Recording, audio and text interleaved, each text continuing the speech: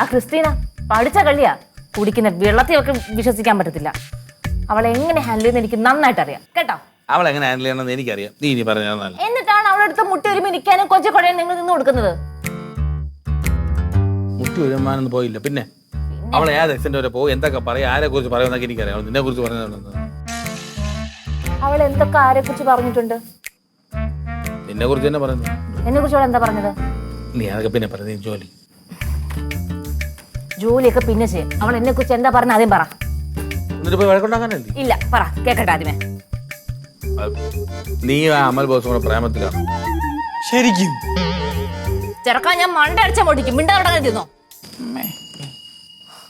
പിന്നെ അങ്ങനെ കുറെ പറഞ്ഞു. പിന്നെ നീ അവളെ ആ അമലിന്റെ കാല് പിടിച്ച് എന്നെ കെട്ടുമെന്ന് ചോദിച്ചോണ്ടാണ് അവൻ സമ്മതിച്ചത്. കല്യാണം ഉറപ്പിച്ചെന്നൊക്കെ. അവിടെ അപ്പനാ ഒരക്കാരെ പിടിച്ചത്. അവളെ ഞാൻ കരണ്ട് കുട്ടി. ഇവിടെ പോണു എന്റെ ടോമി, എനിക്കൊരു സമാധാനം കിട്ടുന്നത് എന്റെ കൈയും കല്ലും വരയ്ക്കുന്നത്. പേടിച്ചിട്ടാണ്. അല്ലയുടെ നിന്റെ അവക്കിട്ട് കൊടുക്കാഞ്ഞിട്ട് എനിക്ക് ഒരു സമാധാനം ഇല്ല ടോമേ. അവള് കൊടുക്കുമെന്ന് ഉറപ്പാണെങ്കിൽ വിടണ പോയി കൊടുക്കട്ടെ. അവള് നിനക്ക് ഒക്കണില്ലേ തീരെ? അവളുടെ ഉദ്ദേശം എന്നെ മാക്സിമം നാണം കെടുത്തണം.